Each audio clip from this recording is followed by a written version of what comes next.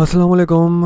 आज की ट्रेनिंग में हम डिजिटल फोरेंसिक्स के बारे में बात करेंगे और ये वीडियो जो है उर्दू लैंग्वेज के अंदर है और ये हमारी इंग्लिश लैंग्वेज का पार्ट है। और अगर इंग्लिश लैंग्वेज में आपको क्लियरली समझ नहीं आई तो आप उर्दू लैंग्वेज के अंदर भी पढ़ सकते हैं। मैं दोनों ऑडियंसिस के ऊपर फोकस कर रहा होता हूँ। जो बड़े कोर्सेज होते हैं उनको मैं उर्दू और इंग्लिश दोनों के अंदर बनाता हूँ। ये कोर्स आपको इंट्रोडक्शन एंड कोर्स ओवरव्यू जो है आपका देगा कि हम लोग क्या पढ़ रहे हैं, क्योंकि ये काफ़ी लंबा कोर्स है। तो मैं इसको पार्ट्स के अंदर जो है डिफ़ाइन करूँगा।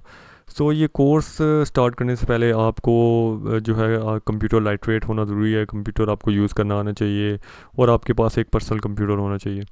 इसके अलावा जो है ये चीज़ आप अपने जहन में रखें कि ये फोरेंसिक सॉफ्टवेयर ट्रेनिंग का कोर्स नहीं है। इसके अंदर हम कोई भी फोरेंसिक सॉफ्टवेयर की ट्रेनिंग जो है मैं आपको प्रोवाइड नहीं करूँगा।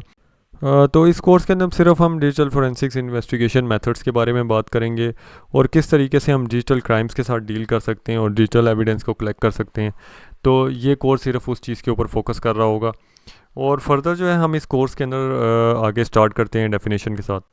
तो डेफिनेशन आपको ये बताती है कि डिजिटल फोरेंसिक्स जो है वो आपकी ऐसी इंफॉर्मेशन के साथ डील करती है जो आपके पास आप गैदर करते हैं, एनालाइज करते हैं और जो प्रिसाइज होती है, ऑथेंटिक होती है और कंप्लीट होती है।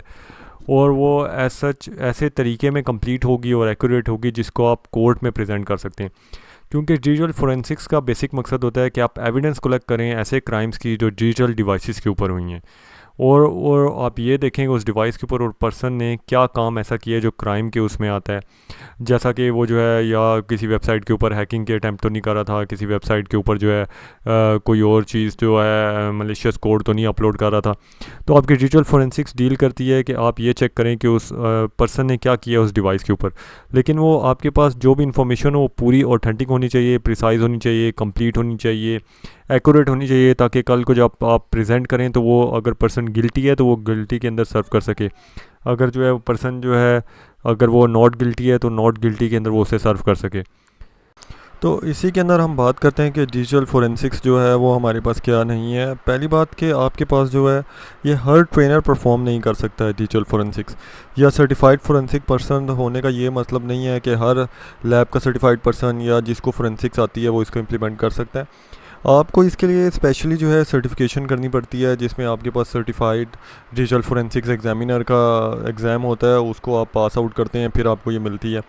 इसके अलावा जो है आपने सिर्फ जो है इसके अंदर एक सॉफ्टवेयर को यूज़ नहीं करना होता कि आप एक सॉफ्टवेयर यूज़ करेंगे, एक क्लिक करेंगे और आपको जो है सारा डाटा मिल जाएगा। आपको हार्डवेयर में भी जंप करना पड़ता है, आपको इलेक्ट्रिकल चीज़ों में भी जंप करना पड़ता है, आपको जो है डिफरेंट वेबसाइट्स की मेथडोलॉजी, प्रोग्रामिंग और काफ़ी सारी चीज़ें आपको आनी चाहिए।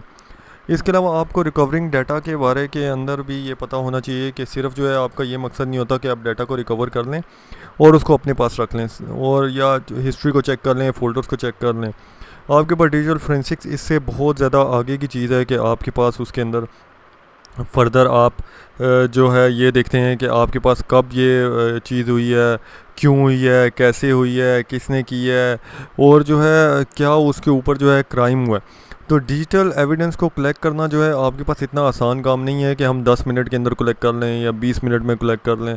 बेसिकली आपके पास आवर्स लग सकते हैं, आपके पास डेज़ लग सकते हैं, क्योंकि जब हम कोई भी इमेज जनरेट कर रहे होते हैं किसी भी डिवाइस का या किसी भी ड्राइव का, उसको हम कॉपी तो कर लेते हैं, लेकिन उस सॉफ्टवेयर के थ्रू भी अगर आप एक एविडेंस का बटन क्लिक कर देंगे तो आपको काफ़ी अच्छा खासा टाइम लगता है। और जो है अगर आप ये सोचते हैं कि डिजिटल फोरेंसिक्स के अंदर मैंने एक क्लिक किया और जो है बिल्कुल ही सॉफ्टवेयर ने कोई 10 मिनट के अंदर सारी एविडेंस निकाल के आपको दे दी, तो 10 मिनट में तो उसकी रिपोर्ट भी नहीं बनेगी बेसिकली।